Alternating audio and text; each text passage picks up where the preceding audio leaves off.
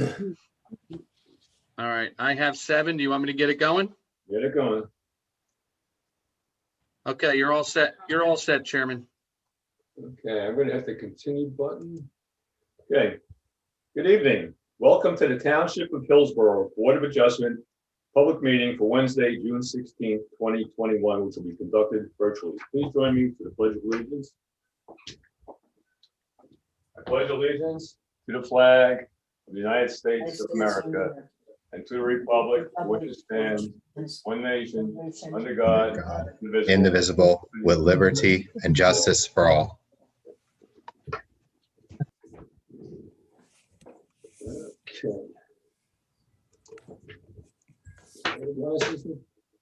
This meeting will be conducted virtually. All board members, consultants, and staff will be participating remotely. The public will be given an opportunity to participate remotely through the advertised Zoom link or optional phone numbers identified in the public meeting notice.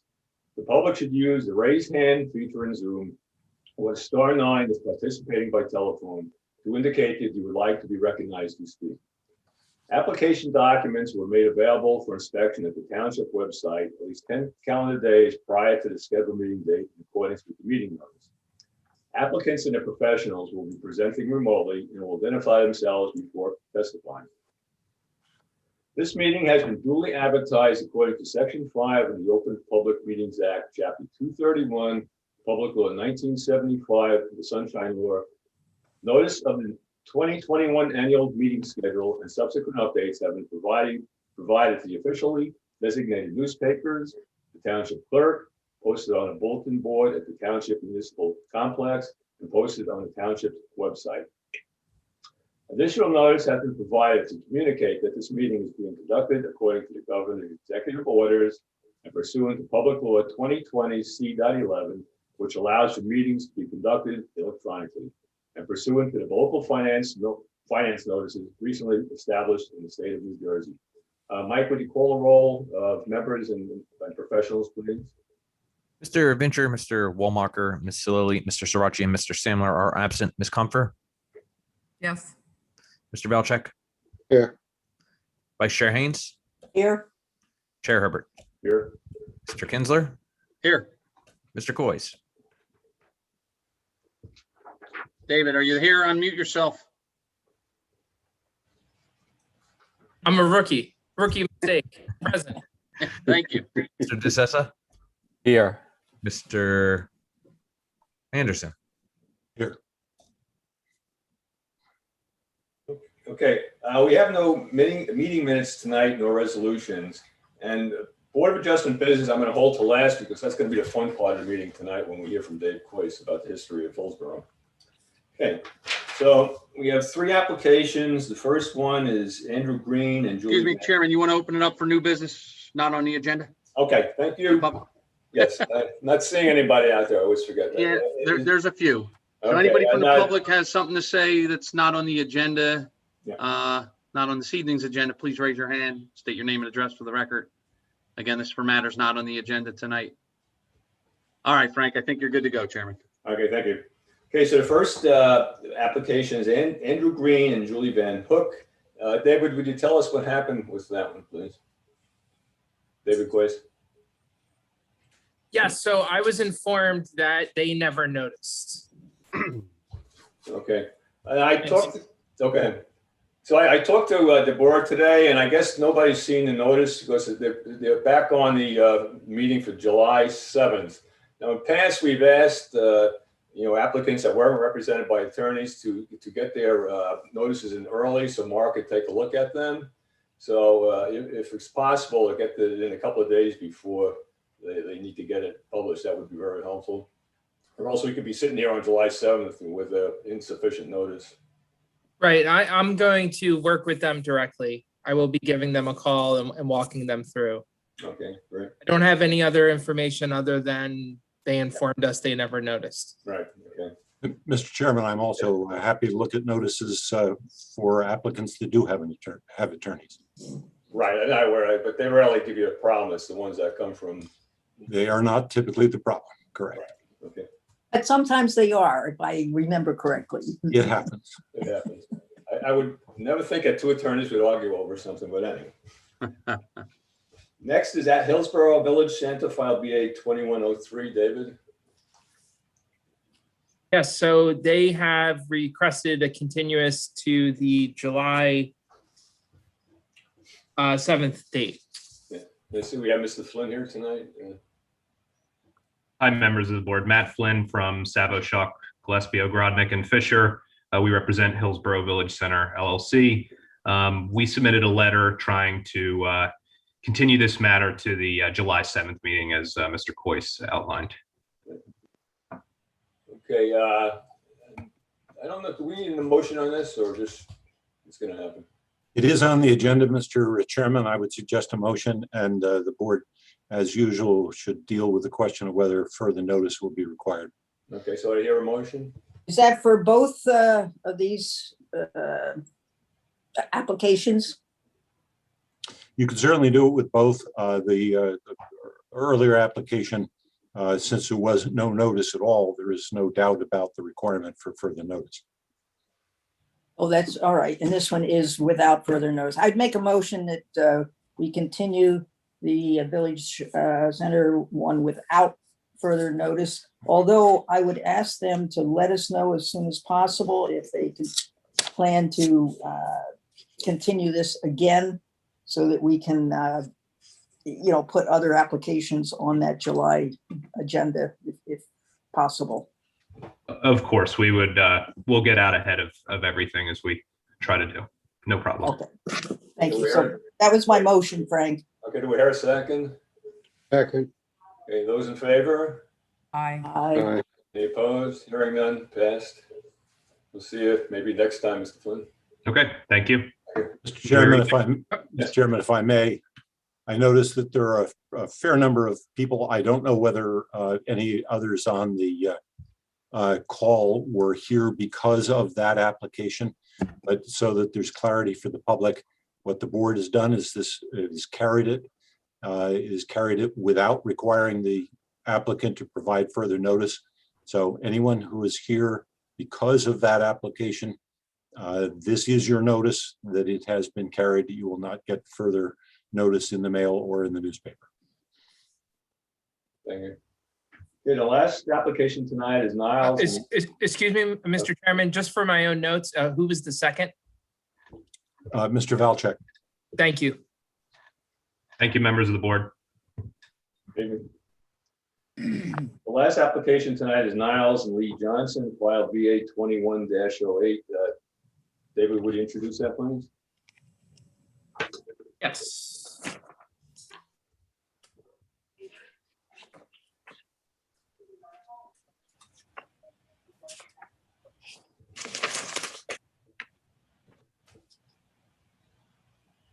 Niles and Leigh Johnson, file BA 21-08.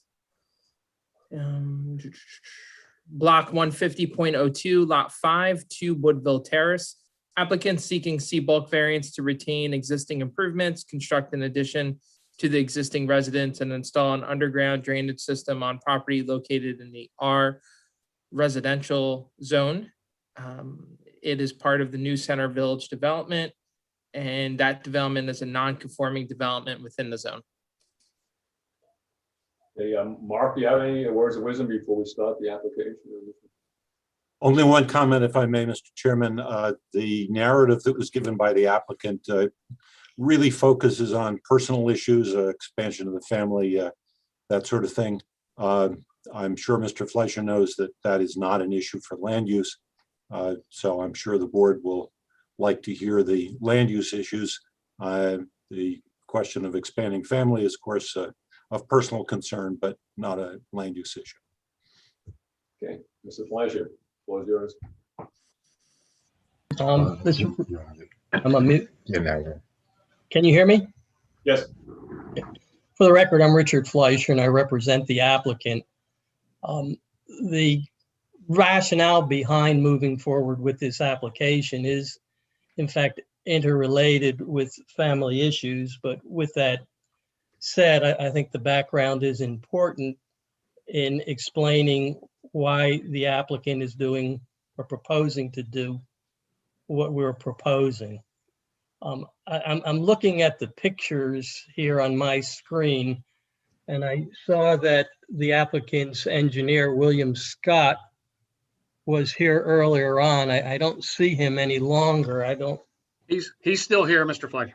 Okay, all right. Just wanted to make sure. By the way, let me stop you. If you need any help putting everything up on the screens for all of this, Fred can help you with that.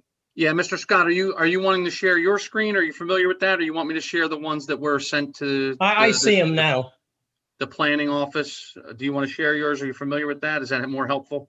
I have my site plan, but I don't have the other documents and pictures to share. Okay, well, why don't we do this? Why don't we let Mr. Fleischer continue, and as they're needed, I can share them all. I mean, I have the 4 that were submitted to Civic Clerk and to the planning office. So I can display them as needed. You just let me know which ones. All right, can we swear Mr. Johnson to begin with? Yes. Mr. Johnson, you can raise your right hand. You swear any testimony you give tonight is going to be the truth, the whole truth, and nothing but the truth? Yes. And for the record, could you state and spell your name? And if you could, just try to slide to the center of the frame, because I think we lose you if you don't. All right. My name is Niles Johnson, Niles, last name Johnsson.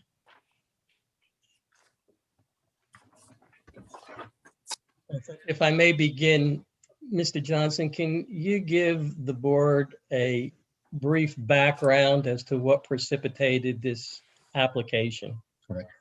So on or about April of 2020, my father-in-law was battling with cancer and unfortunately passed away, at which time we were spending a considerable amount of time with my elderly mother-in-law. And through the coming months of living alone, we were discussing her options, and my wife and I, as my wife's mother, decided that, you know, our home is a viable option with some modifications and that would be needed, but she could come live with us. She since has moved in with us October of 2020, and we pursued this opportunity to evaluate our property and our home to accommodate her living with us. During the process, did you meet with the town planner? So during our investigation period, I did stop in, and I received tremendous help and support from Patrick Gorman and the whole planning and zoning office, giving all sorts of documentation through my discovery phase, and, you know, learning about my lot and block. And that led me to, obviously, I needed to get professional engineering services and architectural services. And I was able to secure both an architect and as well as Mr. Scott, who's on the phone. And did you have architectural plans drawn up to accommodate your mother-in-law's needs?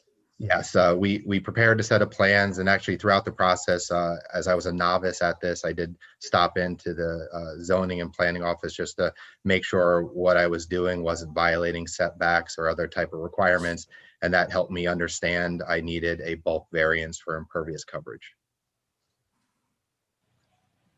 I have one question. Would Sure. this addition, I'm sorry, if I can jump in here. Would this addition, would your mother or mother-in-law, I'm sorry, I forget which, Mother-in-law. it would be part, it would not be a separate. No, it's attached. It's inclusive of the regular footprint of our home, with the exception of the minor front addition, which will accommodate the bathroom. And then in the rear, it's an offset for losing our functional dining room and sitting room. And I must say, you've made quite an effort to reduce the impervious, the old impervious before, from what I'm looking at the photograph, that you're removing a good section of the current driveway next to the house. Will there be any kind of a kitchen involved with this, a second No, kitchen? still, we will only have one kitchen in our home, our primary kitchen that we have today. And this addition would have a doorway or several doorways into the current house? Yeah, it has a closable door, so it's like a bedroom, so she has her own space. Right, okay, thank you. And your mother-in-law does need a first floor accommodation is. Yeah, she had knee surgery, and she going up and downstairs was just not something now and in the future was desirable. How many bedrooms do you currently have? I currently only have 3. My wife, my daughter, and we have a guest room. All right, and to have 4 bedrooms in a house is almost standard these days anyway, so it wouldn't be unusual for that neighborhood. No, there's some 5-bedroom homes in my neighborhood. And all of your bedrooms are upstairs, are they? Yep, all our bedrooms are on the second floor. If I can ask the board to mark the blueprint that was submitted by Welsh Architecture as A1, I would like to walk the board through the actual proposal. We don't have a mechanism for physically marking, which is one of the reasons everything's required to be submitted so in advance. For the record purposes, can we call the blueprint A1? You may indeed, if someone would identify it. Yeah, I can identify it. Yep. Okay, so this is Fred Kinsler IT. Is this the one? No, it's an architectural print in landscape. It's very large. So we'll keep going. I looked at the packet. Pause. You're on it. This is it.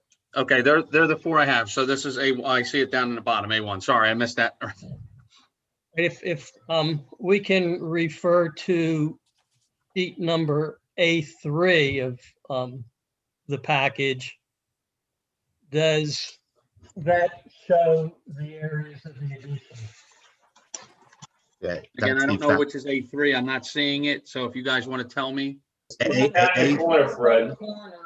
It's the third page of that one of the. Yeah, unfortunately, mine are not in order. They just get sent to me from Deborah. So if you scroll through, I'll identify it. okay, so these are the 4 I have. This is A1. We already recognize this is A1. Okay, that's okay. This one. Okay, go back to A1, and it's a multi-page document. Oh, it is. Okay. Go down A3. All right, there we go. And go one more to There's A3. There you okay, go. got it. So on this particular drawing, Yes. Can you, do the dark hatched areas represent the area of the addition? correct. On the front of the house, the dark hatched area is the new foundation wall for the addition in the front, and the dark hatched area in the rear is the rear addition. Can we go back to either A1 or A3? I'm sorry, A1 or A2? Here's A2. One more. A2. There you go. Okay. Can you call the board's attention to the area on A2 that is the rear addition? So in this image, both the left side view and the rear elevation, the single story addition with the metal roof can be seen right there through the deck railings. And you get a picture of it from 2 different sides. So it's marked by 2 windows on one side, 1 on the other, with a set of French doors in the middle. And that's a multi-purpose room to offset my dining room. We can go to A1. And where is the addition there? So on the right-hand side of the front elevation, there's a small 6-foot by 17-foot section. You'll see the 2 tiered windows. That's the bump out where the bathroom is housed. On the right-hand side of that little, yeah. Just the Yeah, right end. it's about, it's approximately 6 feet by 18 feet. Got it. For the board planner, perhaps the board attorney who asked you if, or asked me to ask you if I can't hear. why you currently exceed the impervious coverage requirements of the ordinance. And I think, first of all, can we have the 2 surveys? One is Harris Surveying, This one, correct, this, yeah. and the other one doesn't appear to have the name of yours an doesn't. engineer on it, but It's the other, it's the next drawing on here if you scroll down one more. So there's 2 property surveys, one by Harris Surveying, and then the other one, keep going, one more document down. That's all I have on this one. Yeah, it's a separate, it's the next This document. exhibit. Yep, this exhibit, yeah, that's by Deddy Surveying. So the Deddy survey around 2008, 2009, when I acquired and bought the home from the previous homeowner, this was my property survey, which represents the current condition that's documented on our new site survey. And then if you go back one more exhibit, I was able to find in the homeowner files that were transferred to me an original site survey from 1994. And it also shows my existing conditions as well, same driveway size, same footprint of the house size. Mr. Johnson, is that the original survey? Was that the year the house was built? No, the house was built in approximately 1987, 1998 by a developer, H Mark. And so there was a period of time between 1998 when CO was issued in 1994 that I'm not privy to what occurred. Okay, but so the 1994 was the first owner with the first CO. No, 1994 was possibly the second owner. Okay, so it's possible that started out with a gravel driveway and then was paved. And the reason I say that is because back in that time, gravel was at 50%, and these basically is 700-800 feet over, and that could allow, it might have been gravel at the time, but by 94 was definitely paved. I can see from this. Suffice it to say, you can only guess as to why you're over on impervious coverage, but it has nothing to do with anything you did. You do understand that's not the issue. Legal issue is whether it's over, not who created it. Yeah, we just wanted to try to address whoever asked the question of us. Chicky, you're talking, you're muted. I'm sorry. I think what Frank was saying is that we've run into this problem before where the township changed gravel from counting as 50% to counting as 100%. And then when homeowners come in with this kind of a application, they're penalized through no fault of their own. I don't know what the footage is of the driveway or what the original footage was or area, but this sounds like one of those situations. Well, but this driveway is not gravel. This driveway is paved. Yeah, it doesn't matter at this point. No, that's true. Before 94, but I'm just trying to figure out how it got like this, so far over. And the only thing that was on there is gravel. What was originally improved back in '87? And if that was a gravel driveway, that would have just got it under 25%. But again, the applicant's only increasing by 2 point something percent, so it's minimal. Yeah. And it does sound like it would, improve the house, bring it more into what's common in that neighborhood. From the sound of things, a 4-bedroom is certainly not an overly large house. When you learned that you had an impervious coverage issue, did you look at ways to try and ameliorate the problem? Yeah, so in review of everything, my mindset from the beginning and through the discovery process was, how can I offset what we were intending to increase? And so that's where we came up with on our own the proposal to remove a good chunk of the driveway, roughly 200 square foot of driveway, restore that back to grass and grade it for pitch and slope. And that's shown on the drawing in one of the pink hashed areas. That section right on that drawing, that section to the left side of my garage will be removed. It's the rectangle. Pictures which were submitted with respect to the drive. First of all, I'd like to have all the pictures that are numbered 1 through 5 marked, at least for the record, as A3. Those are the photo properties, if we've got them to share.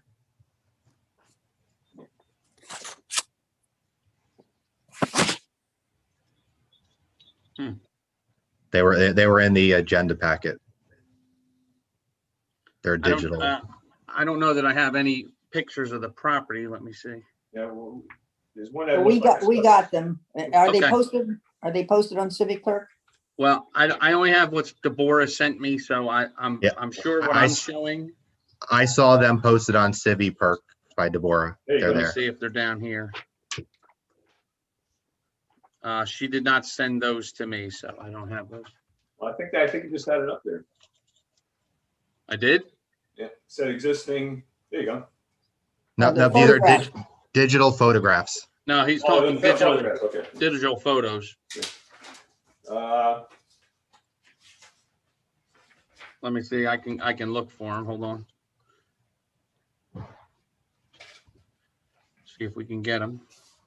You see these? Those are them. Yes. She's I guess Ms. Miss Haynes Haynes. is holding them up. And we all have paper copies. Okay. Okay.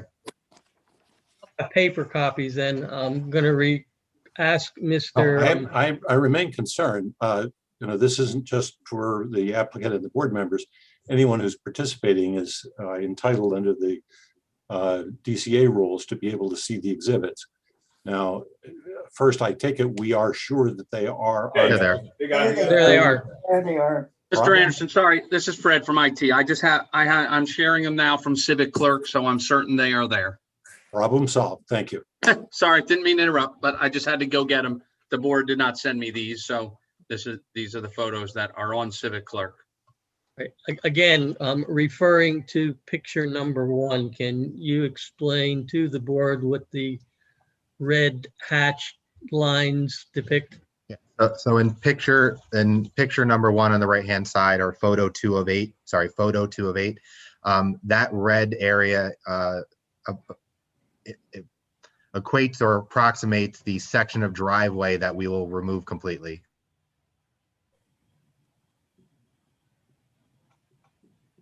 And the second picture in that set, even though it's not pertinent to the impervious coverage issue while we're looking at it, can you tell the board what that depicts? Yeah, that area marked in red depicts the approximate location of the bathroom bump out for the in-law suite. Do you have, We'll go down. Can you advance to the next picture? Okay. I'm going to go to pictures 3 first. Okay, picture, can you go one more? Advance one more page?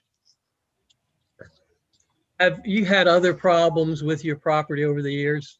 So yeah, during significant rain events, the way my property sits today, water drains from my property as well as my 3 adjacent neighbors and follows 2 sloped swales on either side of my property. So I approximated with the red lines in the picture my property line, and what you're looking at is a picture during an actual heavy rain event that shows the runoff from the rain, and that's what it depicts.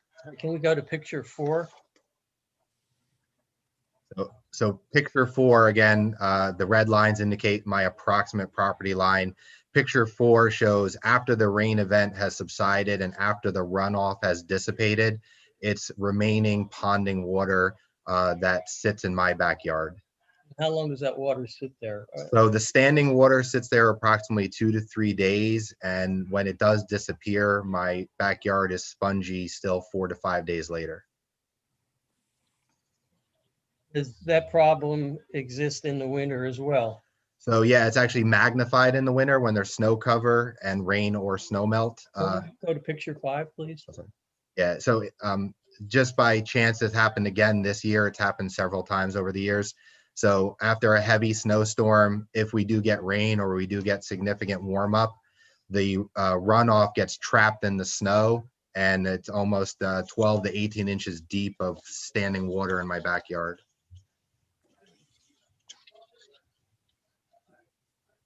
And that's what number 5 is, a picture depicting that with approximate property lines.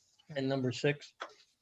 And photo number 6 is just an additional photo. You can actually see the water has grown. If I had time-lapse video, you would see the dark area continue to grow as it rained and the temperatures rose. And so what that does is also indicate where the swales are. And how long does that condition exist? Without my assistance of digging a trench, that'll stay there for upwards of a week to a week and a half. As part of your proposal, are you proposing to ameliorate that problem? Yeah, so I'm proposing not to address the runoff. I don't think there's a problem with the runoff. What I am looking to address is the standing water in the backyard by putting in a drainage system with a small diameter pipe to slowly disperse the ponding water to the township storm sewer system. Does the development wherein you reside have a detention basin? Yeah, my house is pretty close to, for those of you, or for reference, where CVS is, and there's a massive retention basin located behind CVS, and my neighborhood drains to that. Do you have occasion to see that almost on a daily basis and through all kinds of weather year round? Yes, against my better desire, my dog likes to be walked, and I walk around the loop there, and I walk by the retention basin, and never really seen any concern with the volume of water in it. Mr. DeSessa, do you have any, are you satisfied with this plan, the drainage plan?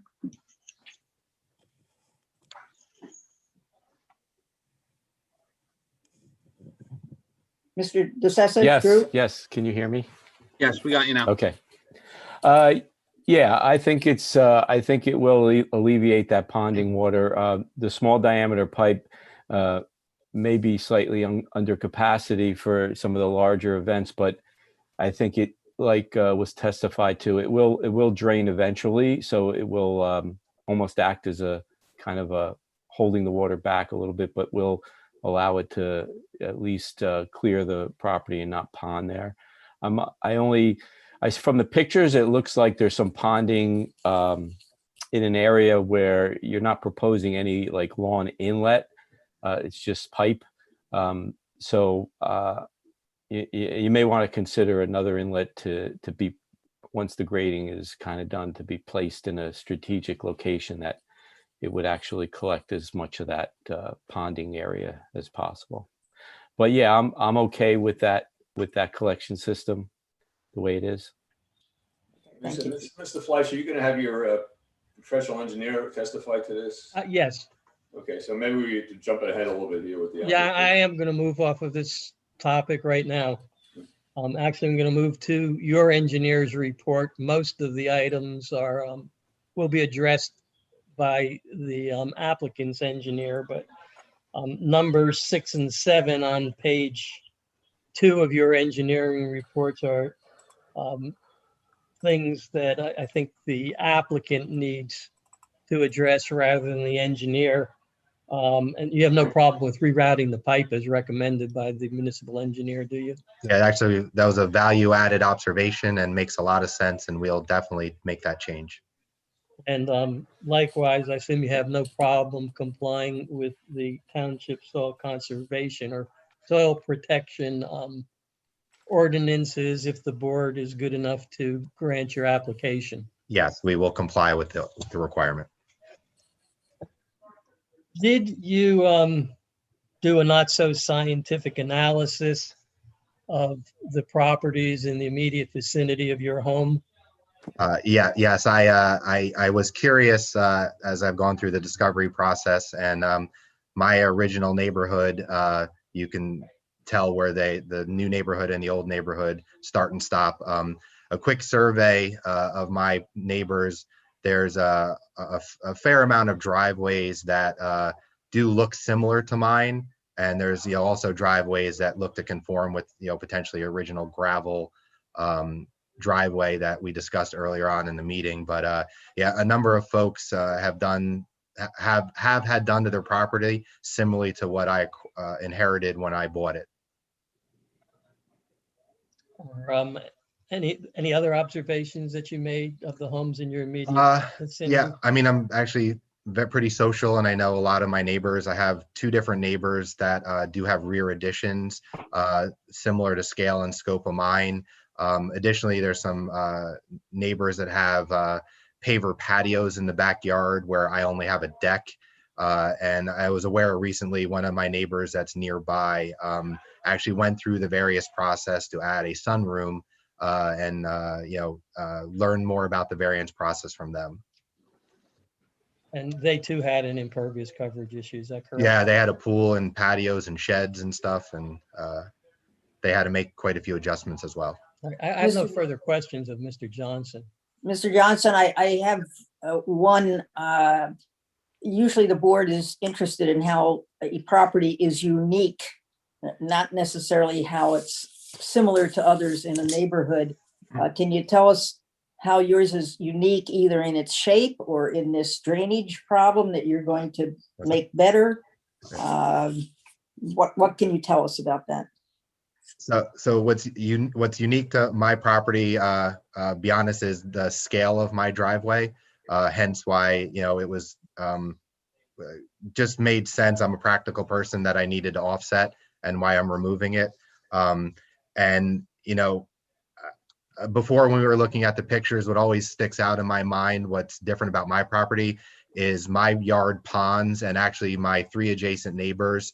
By over time, actually go back to the snow photo. The snow photos are this one here. So my immediate neighbor to the left and my immediate neighbor that's diagonal to me, over time, they don't have ponding water. It does drain to my yard through the runoff process. And I just happened to, and the site survey proves it, that's the low spot of all 4 yards.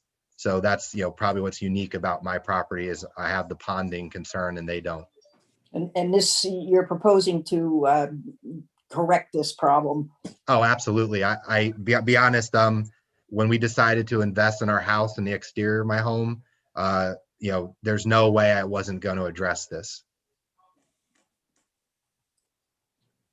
Questions from board members? If not, Fred, we open the public to see if there's any questions from the public for this witness. Mr. Chairman, I have a question from Mr. Johnson, if that's okay. Go ahead. Mr. Johnson, unless my count is wrong, the architectural plans indicate that the proposed house would have 4 bedrooms on the 2nd floor and 1 on the 1st floor, of a total of 5. Is that correct? That is correct. Okay, Oh, I'm that's the only sorry. I thought question. you said 3 current. I have 3 current, and with the addition, we're doing 2 suites, one on top of each other, one for my daughter who's a teenager and one for my mother-in-law. Oh, I see. Okay. That's all I have, Mr. Chairman. Okay, Fred? Sure. All right, anybody from the public that has a question for this witness, you could raise your hand. If you're called on, please state your name and address for the record, spelling your last name. I see none, Chairman, so I think they can proceed. Good. It's a pleasure. I'd like to call the engineer's name. William Scott. William Scott. Let me just swear you in. If you'd raise your right hand, do you swear any testimony you give tonight is going to be the truth, the whole truth, and nothing but the truth? Yes, I do. Could you state and spell your name, please? William Scott, Scott. Thank you. Excuse me, Mr. Scott, this is Fred Kinsler. Do you want to share your screen so you can walk through the architectural plans? Sure, I can show you my site plan. All right, let me make you a co-host so you have that capability. I'll give it a try. Yeah, if you have any issues, let me know. But you should now be able to share at the bottom and pull up your screen. Do we want to voir dire Mr. Scott beforehand and get his curriculum vitae? Yes, please. I have a Bachelor of Science degree from the Clarkson University School of Engineering. I obtained my professional engineer's license in 2004. My license is currently and has always been in good standing since then. I'm the owner of Enserplan, where I've worked since I graduated 20 some years ago. And I've appeared before several dozen planning and zoning boards throughout central New Jersey. Okay, we can accept the Thank you. Mr. Chairman, just as a matter of clarity, Mr. Scott is being offered solely as an engineer, I take it. That's correct. That's correct.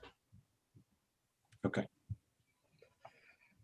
Mr. Scott, were you retained by Mr. Johnson to prepare a site plan of what he proposes to accomplish on his property? Yes, I was. Can you give the board the benefit of what is being proposed by reference to that site plan? Sure. So my plan consists of two sheets. The first sheet, which has the pink hatching on it, we're showing here, indicates the existing conditions, and in pink indicates the structures and pavement that are to be removed. We have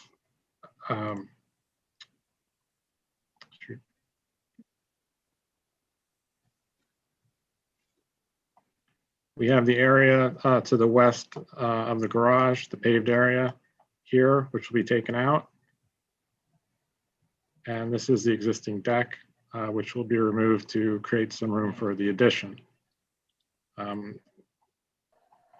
You'll see to the west of the property, I have a flow arrow here. It appears that drainage overland from the 3 lots to the west was originally designed to travel down and across Mr. Johnson's property out to the gutter. Over time, or perhaps during the final grading done by the builder, this swale system was not designed correctly and has resulted in this ponding system. Typically, the swale systems in a neighborhood like this would bring the water down the property line here. I'm guessing Mr. Johnson's home was the second or third one built in that area, and that pushed the swale off of the property line down through his rear yard, and that's why he's getting the water in his rear yard. There's a slope from the adjoining lot 4 into his property here, and you see there's a slope from this lot 6 into his rear yard, and then in this area he's taking water from the 3 lots to the west. And essentially, it's just getting caught in a series of bumps and insufficient slope to bring that water correctly out to the gutter. So again, what we're proposing as far as the storm sewer is not to carry all of the runoff, but really just to alleviate and end the ponding problem. My sheet 2, my grading plan, shows the proposed inlets here, the piping. We're also proposing to collect the roof drains, which currently discharge onto the ground. You may remember seeing in the photos those dark black pipes that came off the house and dumped additional water onto the backyard. That'll all be collected, piped down the side yard, and here enter a storm sewer inlet at the gutter. So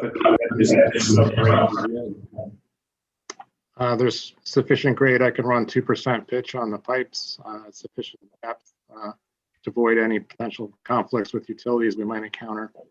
So I'm comfortable with. Does any water sitting there as it's going? Does it run through there slowly, or is it quick? Well, it's certainly, the pipe I'm proposing is a 6-inch pipe, so my system will not impact the overall runoff of this neighborhood.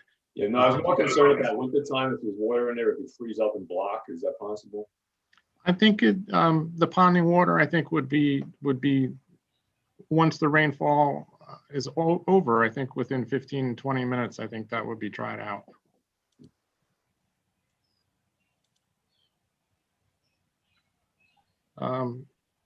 So this is the remainder of the driveway. It's sort of a gray hatched area. We're proposing to repave it and install granite block curbing at the edge of the existing driveway, just aesthetic enhancement there. We have at the southeast corner of the dwelling here in blue, that's the smaller of the proposed additions, just over 100 square feet. And we have at the rear corner of the house, this is the second addition. And this is the extent of the new proposed deck. They're proposing a hot tub on top, or hot tub within the deck in this location. And that hot tub currently exists, does it not? No. No? Oh, I'm sorry, I thought it did. So when I was looking at the plans, the architectural plans that Mr. Johnson presented me when I was first preparing the design, you know, I noticed that the addition really was not changing the scope and the size of the home.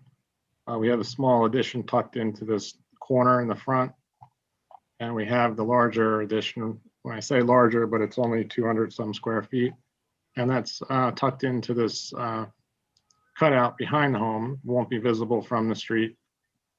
So I think once the entire home is re-sided and reclad, I don't think the casual observer would be able to know anything had happened here.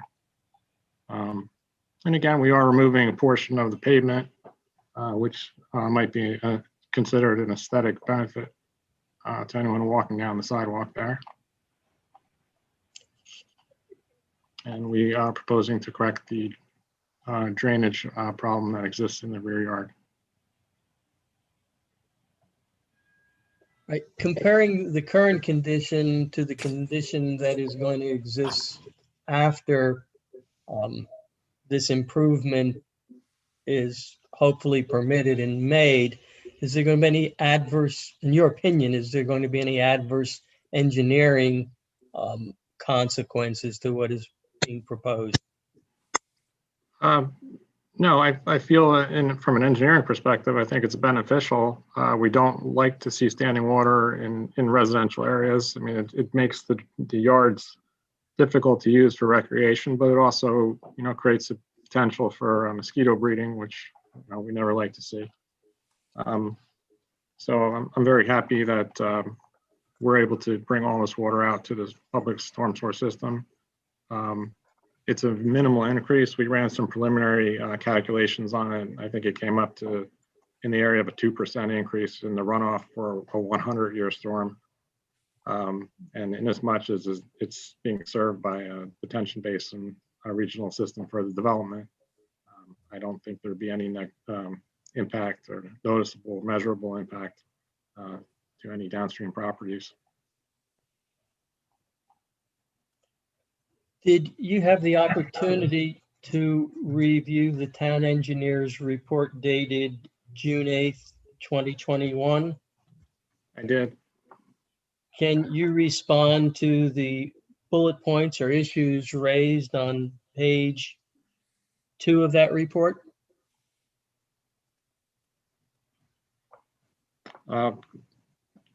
Items number 1 and number 2 are essentially a restatement of what we're proposing, and I agree with what's stated there. Number 3 is a request for some additional information on the stormwater calculations that I provided, and I'd certainly be happy to provide that to your engineer.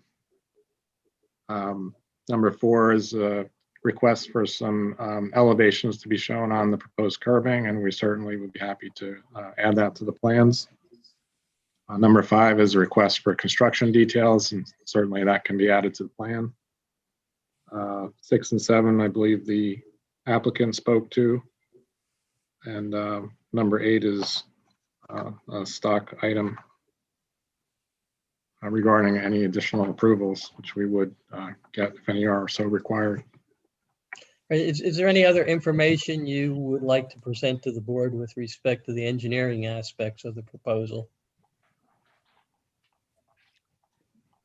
Only that I think the scope of the project is well in keeping with the size and character of the house. Many of my clients on a project like this will seek to double the size of a home, and it seems certainly that Mr. Johnson's been very restrained in what he asked me to design, so I'm happy with that. I have no further questions of Mr. Scott. Any questions from members of the board? Yeah, Drew, do you have any more questions? No, Mr. Chairman, I don't have any more questions. Good. I think you answered one question I had, is how did this get this way in the first place? And it sounds like since this was one of the first houses that was done, they just got dumped dirt from this adjacent property, it sounds like. And it wasn't properly graded to start with. I think isn't that what you said, Mr. Scott? Yeah, it certainly appears in my experience that this is one of the last houses to be graded. everyone pushes the water onto the last lot. Thank you. Okay. Fred, would you open it for questions from the public, please? Sure. Anybody from the public have a question for this witness, Mr. Scott, on this application? If you do, please raise your hand. Seeing none, Chairman, you can proceed, I think. Mr. Fleischer. I have no further witnesses. Mr. Fleischer, you have no planning testimony? I do not. Can you point the board to testimony that has been provided that would indicate that this falls within either the C1 or the C2 requirements? I think I can make arguments with respect to both. I think that, you know, under C1B, there are exceptional topographic conditions which create the ponding problem with this property. And how does that relate to the requirement for impervious coverage? Well, it doesn't specifically, but under section 2, which I'll get to in a moment, the goals of planting, I think, are advanced as part and parcel of eliminating this problem. Well, that Mr. is Mr. as Fleischer, a result of. You're really getting into testifying. That wasn't my question. Is can you point the board to testimony that has been given that supports C1 or C2? Yes, I think both the engineer and the applicant have testified to problems that are related to the topographical condition, the condition uniquely affecting this property, when reviewed in conjunction or looked at in conjunction with C2, ameliorate a problem which is beneficial to both the applicant and to the neighborhood, and it advances zoning principles. Well, quite certainly frankly, that certainly wasn't the testimony. I mean, the physical part you may be correct about. All right, but you have no other planning testimony. I do not. Hey, David Coyce, what was the, could you just put up the zoning officer's report for a second? And you could bring down the site plan at this point. Sure. So it was just one of those things if you could bring it up so everybody could see what the requirements was. Am I pulling it up or are you pulling it up, Fred? Oh, no, if you could pull it up from Civic Clerk. I'm sorry, what did you want to pull up, Mr. Chairman? The zoning officer report? Yeah, zoning officer report. All right, is that in Civic Clerk? Yes. Yeah. It looks like a memo, Fred. Let's see. Is it under this applicant? Yes. It should be. It's a memo dated May 28th from Patrick Gorman. Okay, let me see if okay, yeah, let me. It's on township letterhead. So yep. It's Township Hillsborough at the top. It's identified in Civic Clerk, I think, as a zoning memo. I assume this is the one. There we go. That So is. if you just bring it down to what is required here. Okay, so it shows that it's very short. So it shows that we already know is that the proposed is 34.9.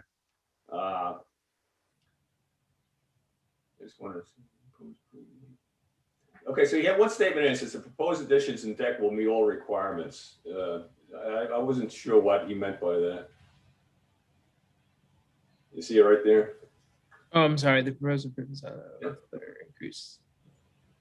So I didn't know if he didn't have a problem with this or what. I think his intent, and again, just so everyone knows, hi, I'm David Coyce, and I'm a licensed professional planner, and I am the deputy zoning officer and acting as the current zoning officer and secretary to this board.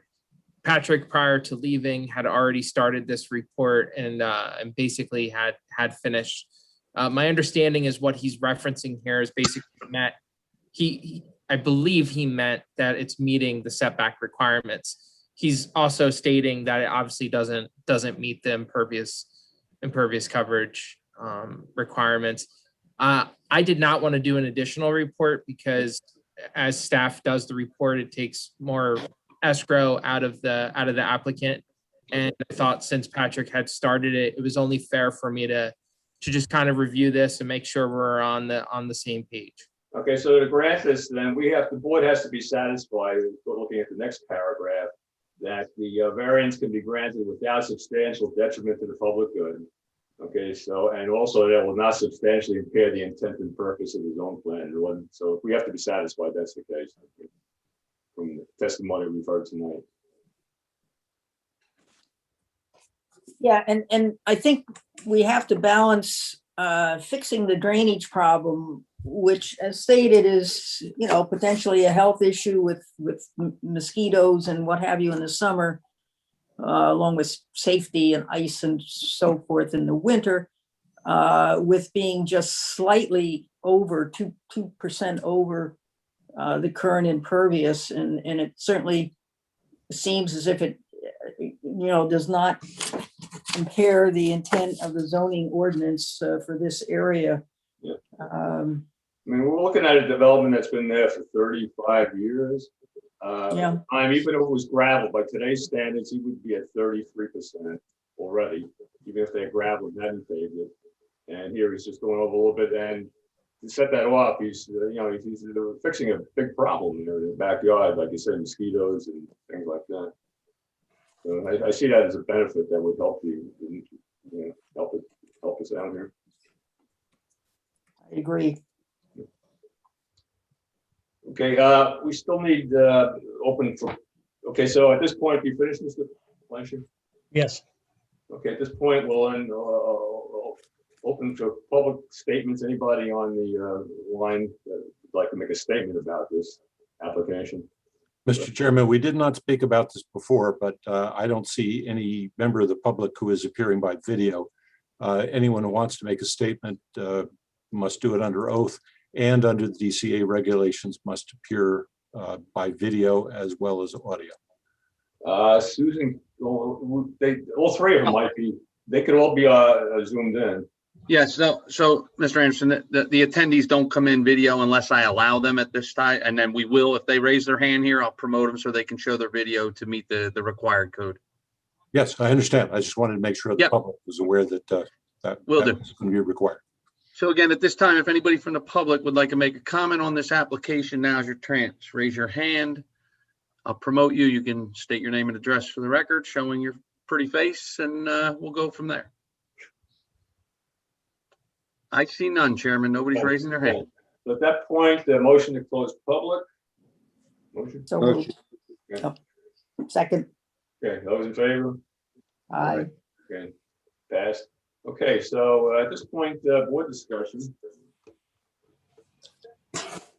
Well, as I've said before, I think the benefits of granting this outweigh, a very slight increase in impervious, and I don't know how the others feel, but I think it's I would make a motion to approve this application as presented with the stipulations that we've already discussed. Okay. Do I hear a second? Second. Okay.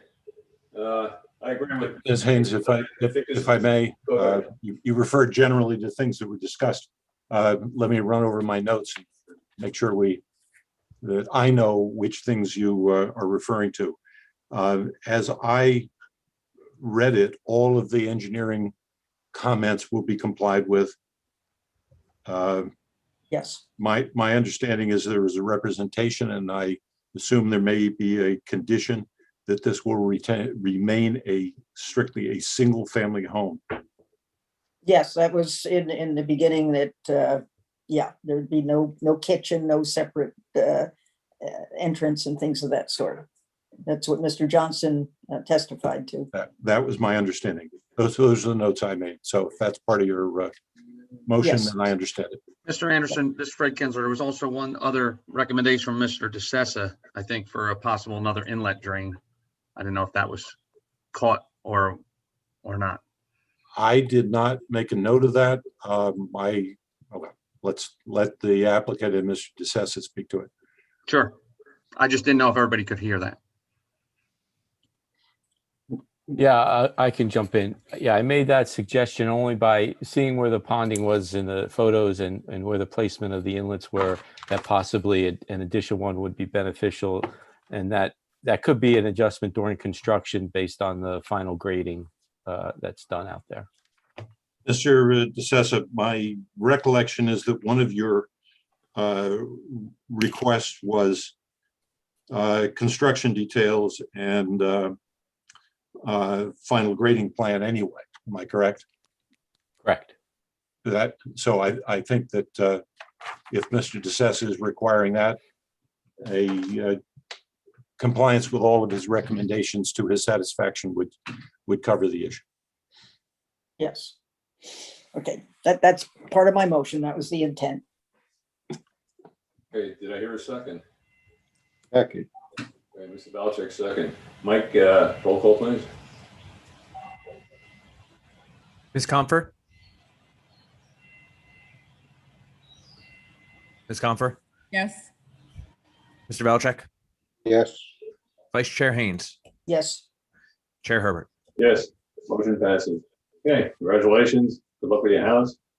You may want to stay around for the next 10 minutes because we're going to go to board business and Mr. Coyce is going to tell us the history of Hillsborough zoning going back to the Indians, was it, or that's just 1946? Was Okay, promised this right was away. gonna- Thank you. I was promised this was going to be better than you two. By the way, now, as everybody knows, this is our last meeting, remote meeting. We're back in the courtroom next month. So anyway, on June 26th, Hillsborough is celebrating its 250th anniversary. And we're going to have a family fun day over in Wharton Road School, and the zoning and planning boards are going to be represented. And Dave's going to have two maps over there, I guess, the original map and the current map. And he's going to talk. Basically, we're going to hear what he's going to talk about out there. So, the floor is yours, Dave. Thank you. I just need to be able to share my screen. Okay. I'm currently. I was trying not to let you do that, Dave, but go ahead. Okay. Oh, thanks. Thanks, Fred. Appreciate it. All yours. Okay. Here we go. So is the awkward silence here. All right. Can everyone see my screen? Yes. Yep, got it. Okay. Good evening, everyone. So I know it's 8 o'clock and I want to keep this kind of brief, but at the same time, interesting. As everyone knows, this is the 250th anniversary of the township. And I think it's very fitting to talk about the planning and zoning history as part of that celebration. May 22nd, 2021 was actually the 75th anniversary of the adoption of the township's very first zoning ordinance. When I first started working for the town in 2011, started coming across different documentation and was very fascinated to see that the ordinance was adopted in 1946, but that there was actually a larger story that actually went back much, much further. And I was always curious about looking into it and seeing lots of records all around and just trying to find the time to research it. So for the last 10 years, I've actually been doing research here and there, bothering administration, getting copies of records, going in and looking through and trying to put all the pieces together. Before we start talking about Hillsborough specifically, just as a little bit of a refresher, and I promise you, this will not be a quiz. No one will be put on the spot.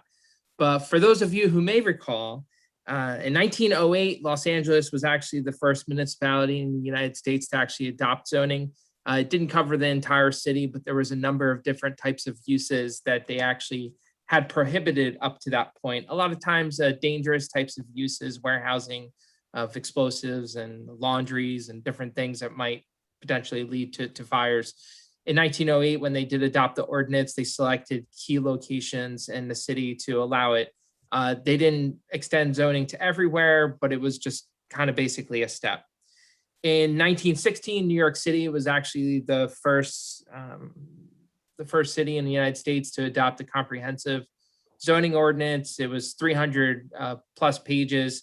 It was very complex, and essentially what it ultimately ended up doing is it focused very much on the quality of life and air and light.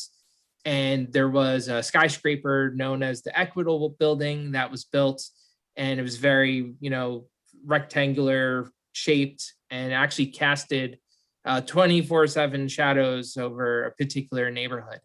So the city was very concerned and ultimately created a zoning ordinance, which ultimately led to a lot of what the New York City streetscape looks like, where the skyscrapers actually started to set back and scale up, and to try to guarantee light and air for as many citizens of the city as possible. We then get to 1926, and that was the first time, or at least it went to Supreme Court, that zoning, the constitutionality of zoning was actually upheld, and that was Village of Euclid, Ohio versus Ambler Realty. So now actually we'll go back in time a little bit. So Hillsborough, what was going on in Hillsborough? This is actually a map from 1873, and it shows what Hillsborough looked like at that time period. And for those of you who maybe haven't seen this map, this basically shows a lot of the unincorporated areas that made up Hillsborough. These are all the post office districts that are in the area. At this time, and even up to the time period we're talking about, Hillsborough has always historically been a farming community. Yes, there's these different little areas, but a lot of them, we didn't have a central core of commerce.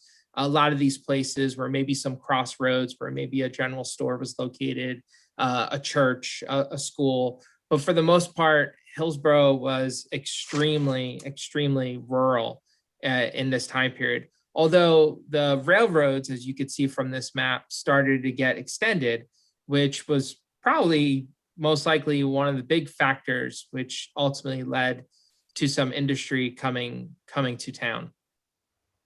So Hillsborough, again, is just the farm life. I mean, that's what was going on here. And the area that we're going to focus on is actually the area that eventually became Manville. So this section, before it was called Manville, was actually called Harmony Plains. And you could see here at the location that it's located, it's all farms. It was all farmland. There was a school located in this area. And actually 1900, this is actually what the schoolhouse looked like. And these are some of the students that attended there. The school was built for this part of town and for a farming community. This was the class. This is basically as big as it got. So fast forward to 1912, Johns Manville, who's the manufacturer of asbestos, they were located actually in Brooklyn, New York, and they conducted a nationwide search for a new home. They had some different requirements. They wanted at least 2 railroads that were nearby, which you just saw from that previous map. It shows that Harmony Plains met those qualifications. Also being in proximity between 2 major cities like Philadelphia and New York, and being not too far from some other commercial centers in New Jersey as well. So Johns Manville at the time was very much like Amazon today. It was a really big deal that Johns Manville would select a place like Hillsborough. Johns Manville was actually an exhibitor at multiple World's Fairs, and for them to have selected Hillsborough was really, really something that was quite interesting. It generated so much excitement overnight. The realty market, everything exploded. They marketed the location, almost immediately started calling it started to call it Manville, even changing the name of the the train station stops that were there, and they started advertising to miners in Western Pennsylvania and basically trying to recruit workers to actually come and work at Manville. And a lot of it was, get out of the mines, get out of the dark, and come work at a facility, a factory, come to a place where there's, great conditions, own your own property potentially. And they started actually doing train rides. They were giving tours. They came up with a build out of Manville, saying that it was going to be 12,000 people. Now, what ended up happening is very quickly subdivision started occurring, and in this time period in Hillsborough, there was actually no regulations regulating any of this. So it was a little bit of a formality where the developers were actually going to the township committee and getting the subdivisions granted from them, but there was no subdivision ordinance. This also predated before there was a building ordinance, building regulations, sanitation, everything like that. At the time, the governing body was township committee format, which it is the same today. Instead of 5 people, it was actually 3 people. And this is just a map that shows what some of that farmland was looking like when it was getting carved out in subdivisions. On the far right corner, you could actually see parts of the John Manville complex. Just to try to further explain how different things were occurring and how fast they were happening, this is November of 1917, and again, the subdivisions are just absolutely exploding. And this is a place where they were not ready to provide services to accommodate the build out. Never mind the people that were starting to build homes there. So this is a picture later on, just to give you some perspective for those of you who are not familiar, and you could see a little bit of what this area started to look like. And in the background, you could see Johns Manville. The rapid development is really what gave Hillsborough was really concerned about. Let me just go back here for a second. Really concerned the town. So a little bit more perspective, in 1910, Hillsborough's population was 2,313 people.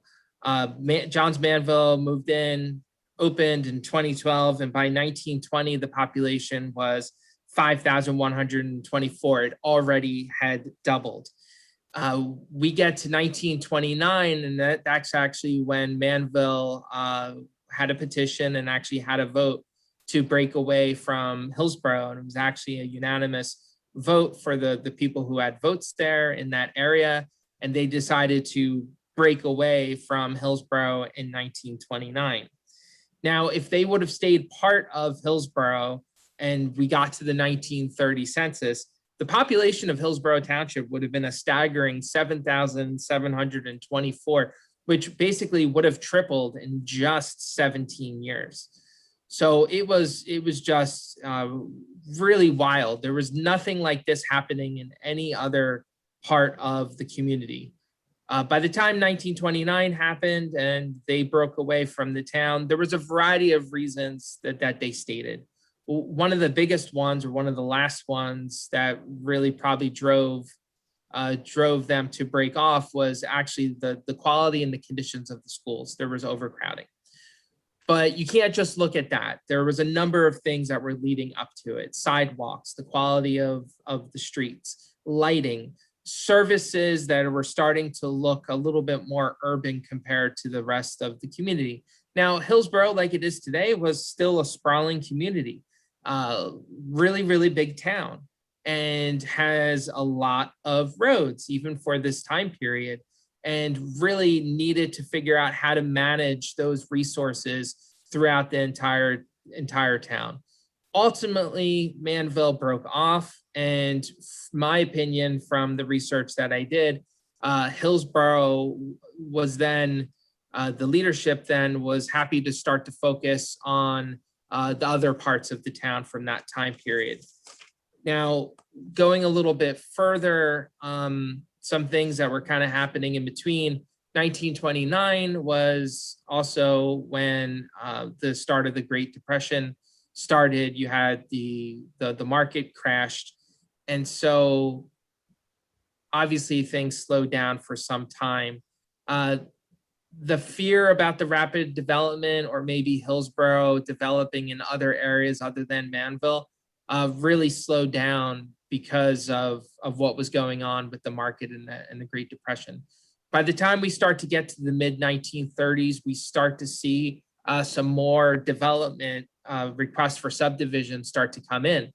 And no surprise, those subdivisions are in the area closest proximity to Manville, located in Hillsborough. It basically sounded the alarm to the leadership of the town that they really needed to start to think about planning and zoning as a whole, and to think about how they could really start to regulate the town and to try to learn from the lessons that they had. And you could see some quotes that are here. E.L. Lindstrom, who was eventually mayor of the town, is attributed with this quote here, talking about how even Manville, when they split away, they were still dealing with some of the consequences that came from the rapid growth and development. Another vision for the community has been that Hillsborough has been a long time farm community, and they've really wanted to try to hold on to that vision, and they wanted to figure out, through regulation, how can they do that. So they started having the conversations about zoning. There were some things that were deterring them. Again, zoning, planning, the profession itself, they didn't know who to turn to. They weren't sure how much money that this was going to cost. They didn't have to look far, actually. There's a gentleman, a resident by the name of C. Elliott Smith, who was actually an NYU professor in real estate and development, who lived here in town. And he was actually approached by the township committee, and he attended meetings and actually gave talks on planning and zoning. And he actually volunteered his services pro bono to actually help the town develop its first zoning ordinance. In 1940, the township committee created the first planning board that acted also as the zoning commission. And some names here, you could see a lot of them, I think a lot of you are going to be familiar with. Million names there. Yeah, a lot of names there. Some of them, if they're not street names, then they're definitely people that you know that are related to them. Well, we know their kids anyway. Right, exactly.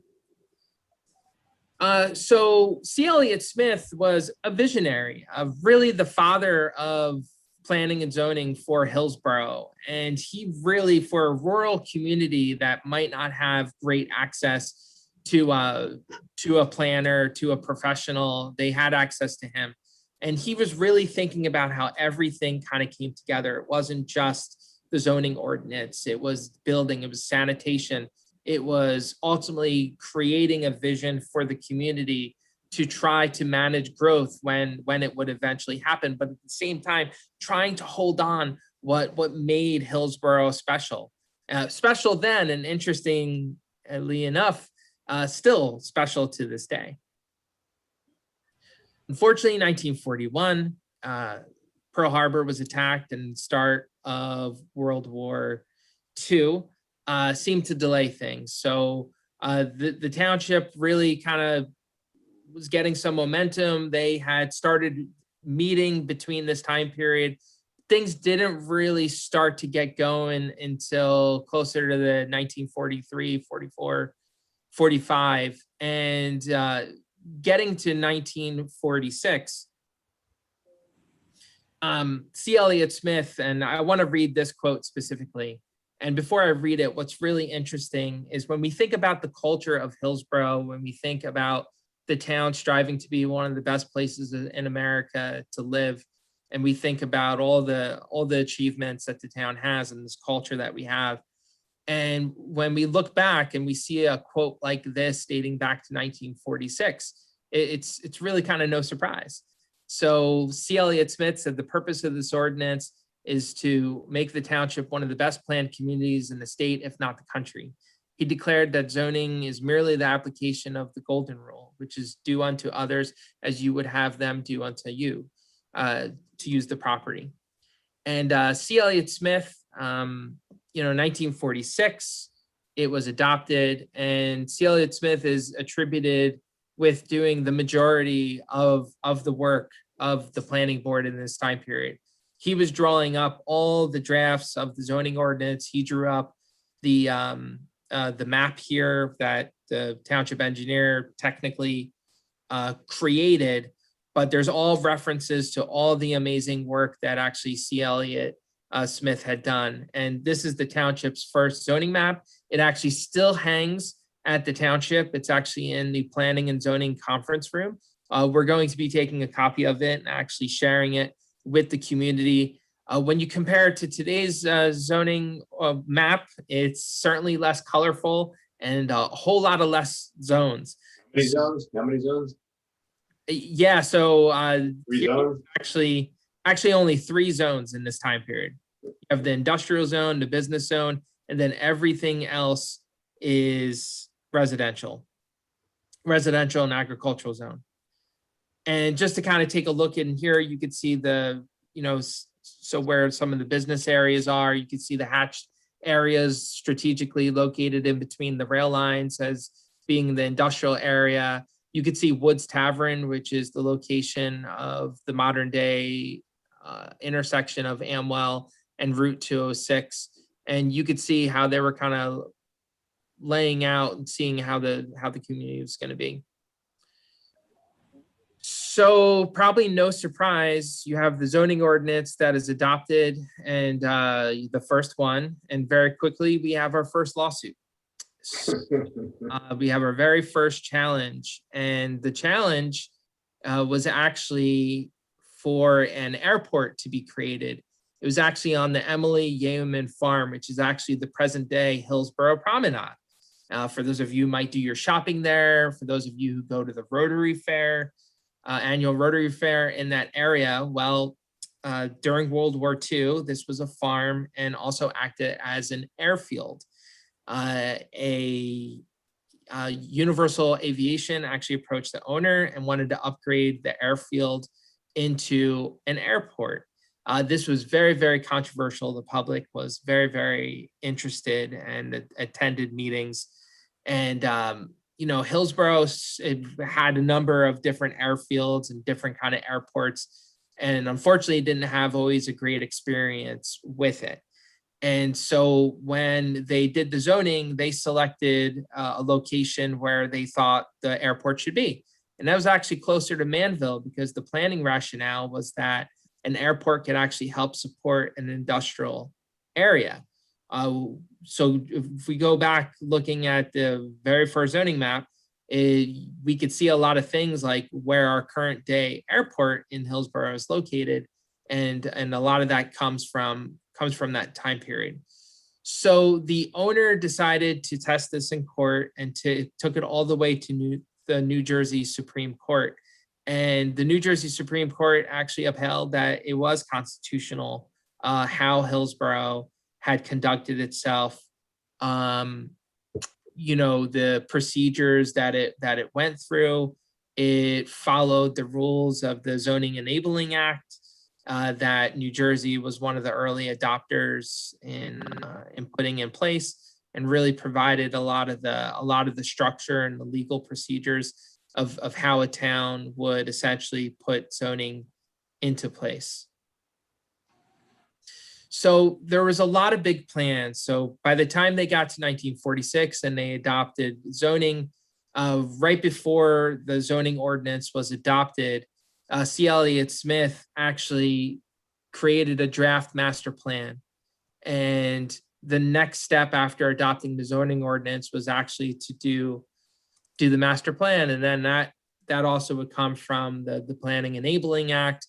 And what's really interesting is we actually have it in draft form through the minutes. We could actually see all the different things that he was challenging the township to consider and to doing different things, like possibly having a civic center where you would have a government building where people would gather, and similar to, kind of sounds familiar to what we have today.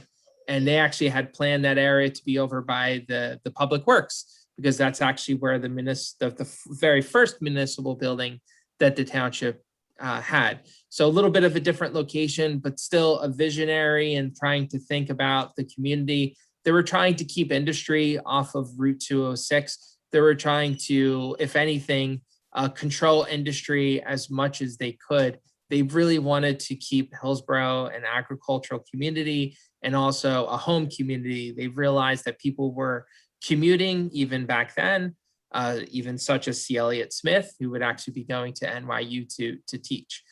So unfortunately, C. Elliott Smith passed away in 1947, and he was a fairly young man. He was under 50 years old before he died.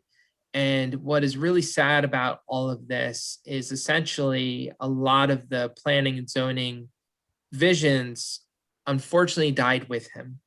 So Hillsborough Township didn't go on to actually adopt its first master plan until 1965. And if you read the newspaper back then, what's interesting is when they adopted the master plan, one of the comments that the newspaper had that it was too little and too late. The township had already doubled in size in that time period, and people were a little bit down on by the time that master planning was adopted in the township. C. Elliott Smith is, again, a visionary, a little bit forgotten to history. The hope from this is to try to bring some positive attention to him.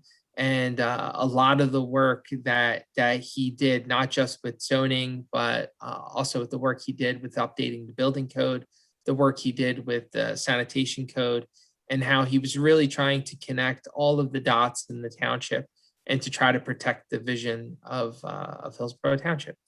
So again, to commemorate the 250th, commemorate the 75th anniversary. And also what's really neat about this is the planning board, the Hillsborough Township Planning Board. You know, this is part of its history, and this is also part of your history too. You know, the current day zoning ordinance is now generation 2. So in 1976, 77, when it was adopted, around the same time the MLUL had happened, they started taking subdivisions and the zoning ordinances and putting them all together under regulations. So the first zoning ordinance had a pretty good run. It went from 1946 to about 1976. So yeah, without so that's basically my presentation. And any questions? Dave, thanks a lot. That really is interesting. So we're gonna. So you'll be at the family day on the 26th, right? Is that correct? Yes, myself and my staff member Samantha. We have a number of other responsibilities and tables to be working with, but we're going to help support your table. We're going to be sending out an email soon. If anyone can help out and show up at the event, we would greatly appreciate the help. It starts at 5 o'clock. The table's probably only going to go until about 8 o'clock or so. Once it starts to get dark, we're going to be closing down the tables. So we would like to do this in shifts. We're going to be taking this presentation and putting it on boards, try to make it kind of interesting and interactive to the folks that kind of come to it. We're going to have you folks and also the planning board hopefully working the table. So we're excited about it. I think we're also going to be sharing a table with the planning and the building department at the same time. Yeah, we're still working at the logistics with that. I'm working very closely with Pam Borak on that. And so more details to come on that. Great. Okay. So I'll follow up with the board members and encourage them to be there that day. Great. It's a good chance for us to kind of show off and also to be able to talk to the public and kind of talk to them about the great work that you do and like why the zoning board of adjustment is important and how it works. And I think the more people that can kind of understand that, the more that people can be more friendly towards what planning and zoning is and what our mission is, and the purpose, to protect the health, safety, and general welfare of the community, I think more people will understand it. Thank you again. Okay, before we end the meeting, the next meeting is July 7th. And Dave, you know what's on the agenda for that evening so far? Yes, just bear with me. Let me switch over from being a historian back to your secretary. It's funny as you're doing it, trying to recognize some of those names like Walter Dietz, for instance. Yeah, it's really, I haven't been able to share this with him or talk to him yet. We got to see this. And the funny thing is, when I first moved to Hillsborough in 1973, I moved to Lindstrom Drive. The guy that owned the farm that became that development lived right down the block, and that was at Lindstrom. Oh, no kidding. Yeah, Yeah, but you know what? That Walter Dietz was I think the Walter Dietz we know was his father. Yeah, Right. that's what I'm thinking. Right. Yeah, because Walter Dietz is the junior, I believe. Junior, yeah. Yeah. So this is the story about his dad, which I would love to talk to him and try to figure out, what stories he might have for that time period. So he actually ended up as one of the building inspectors for the town as well. He had a brother, Frank.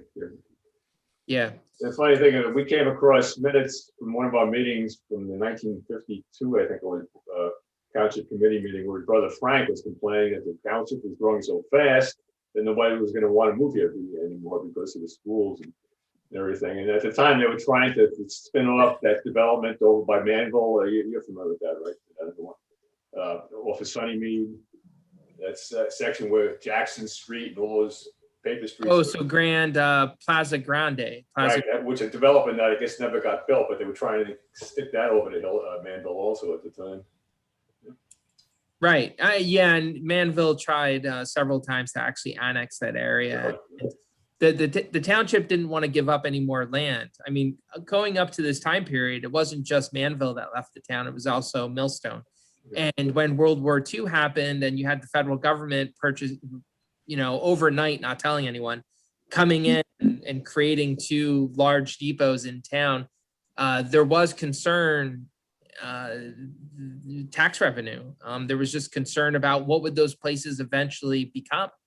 And they were asking those questions and they had those fears even back then, which was really interesting. In fact, another name on there was C. Elliott Smith that we talked about, but wasn't there a member of the township committee back when called also Elliott Smith? I think, yeah, that was Harry Smith's brother, and I wonder if he isn't the son of this Elliott Smith, because that Elliott Smith moved out of Hillsborough, out of state actually, so it might have been his father, the father of Harry Smith. Yeah, right. Tommy is right. Okay, so next meeting. Yeah, next meeting. So July 7th right now. So we have the Van Hook application, Green/Van Hook application that we have on there. We have a total of 3 residential applications that we're planning to have. And let me just get you the names. So it's the Klein application and the Zobri application. One's for a patio and one's for an addition. The 4th application that would be on there for that evening, because of the continuance, would be Hillsborough Village Center. But the hope would be is there would either be another continuance or a withdrawal if the ordinance is introduced. Okay, good. So looking forward, though, we do have a lot of incomplete applications that I am personally reviewing myself. And I'm only 10 days into covering for the department, but I am jumping in and we're taking a look at everything. Obviously, there's no meeting in August. Having the 2 meetings in September, we're going to get as many of these applications on as soon as possible. But a lot of them have been deemed incomplete, and I'm going to start contacting the applicants to try to understand what are their intentions. So more to come. As soon as I have more information, I will contact the chair and vice chair, and then we'll go from there. Everything that I am going to be doing to support this board, I am going to be transparent and communicate with the leadership and make sure we're all on the same page and doing the right thing. So more to come. Look forward to it. Okay, having said that, motion to adjourn the meeting. Motion to adjourn. Okay, second? Do I hear a second? Okay, those in favor? Aye. Okay, meeting's over. See you on the 26th, hopefully. I forgot to say, it's good to be back. It's good to be Yeah. back. Nice to see so many familiar faces. So Great. Hey, guys, I just want to say thank you. So Fred, thanks for all your help during this virtual time, and good luck in person. This is a so long Fred. This is a goodbye, Yeah. good riddance. I mean, goodbye, and we'll see you. Now, Yeah. Fred, now, Fred. It's welcome, David. Goodbye, Fred. Yeah. One ball guy to the other, I guess. Yeah, exactly. Fred, thanks. I know with you and Jim, thanks for everything that you guys have done. I see you behind the scenes every day. So thanks a lot. Oh, you're welcome. I'm glad we were able to get it done. There were a So few, good luck, everybody in the courtroom. I'm sure I'll see you there. there were a few Zoom hitches along the way, but having dealt with a lot of Zoom meetings outside of Hillsborough, I can say, Fred, your presence and your technical ability improved things dramatically. Well, thank you, Mr. Anderson. Appreciate that. Appreciate Thanks, it. Fred. Yeah, Thanks, to the guys. point- To the point, I was hoping to stay with Zoom, but I guess we're not allowed.